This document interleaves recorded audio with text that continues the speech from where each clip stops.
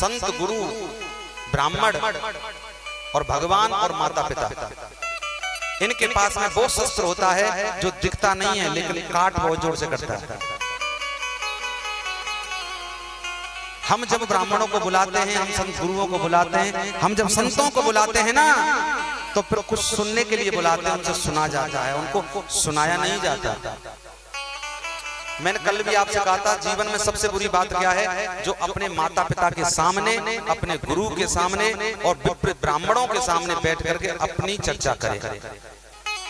उनकी सुनो, उनके अनमोल वचन सुनो, जो कुछ हमें मिले।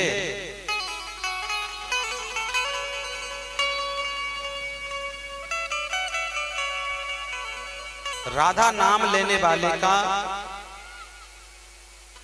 पुनर्जन्म हो जाता है। एक लड़का था जो कभी भक्ति नहीं करता था, ध्यान से सुनो।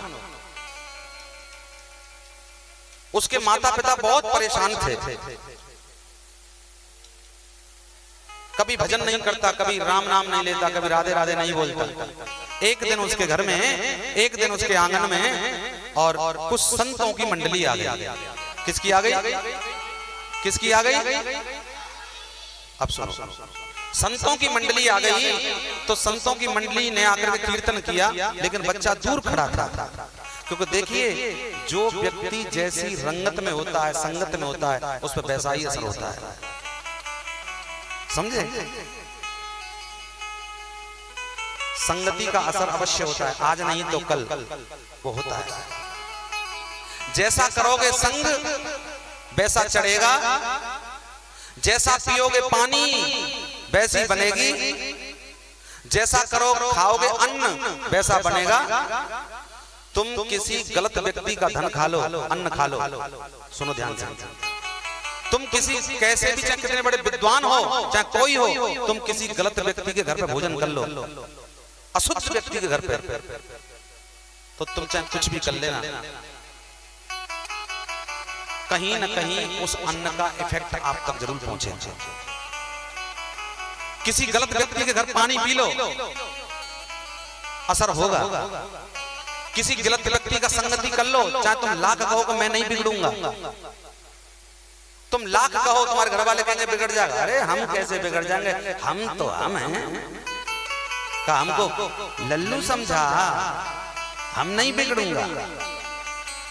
चाहे तुम कितना भी बच लेना, तुम गलत संगति करोगे तो आज नहीं तो कल तुम्हें बिगड़ना ही पड़ेगा।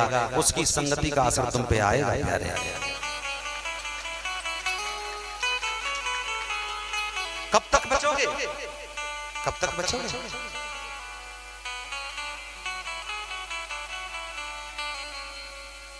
कुसंगति करोगे तो कुसंगत आएगी, और संगति करोगे तो संगत आएगी।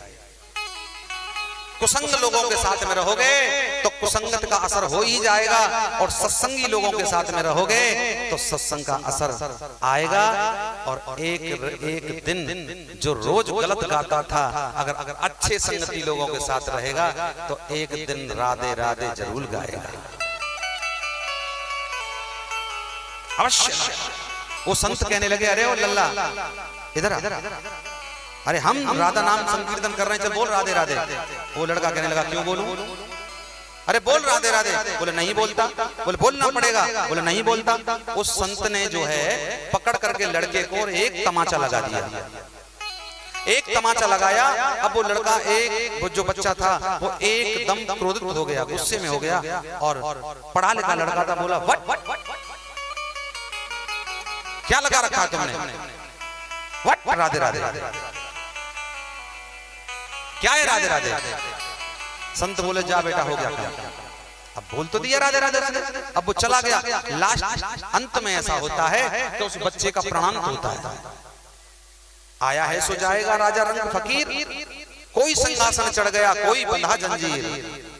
मरना सबको पड़ेगा, जिसका जन्म हुआ है उसको मरना ही पड़ेगा।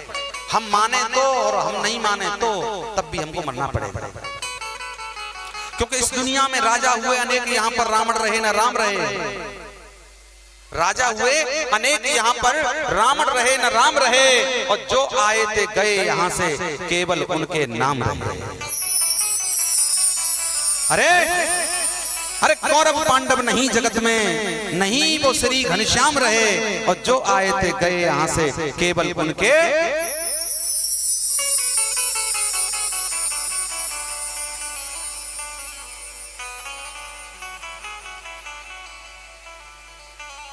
आदमी का जिस्म क्या,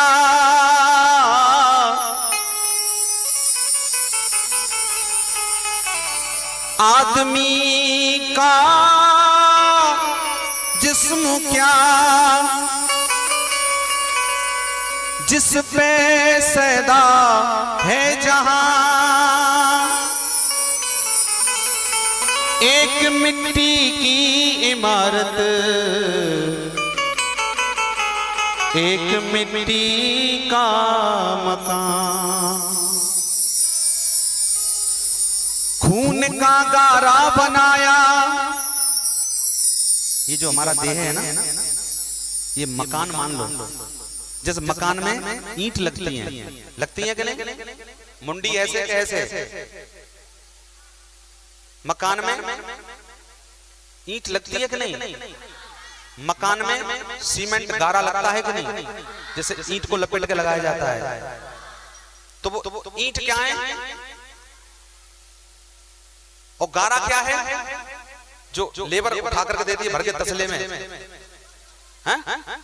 हाँ वो सीमेंट बजरी और मिलाकर सीमेंट मिला के उस गारा बोलते हैं हमारे यहाँ। तो वो इस मकान में कौन क्या चीज काम कर रही है? वो क्या है? वो बोले खून का गारा बनाया।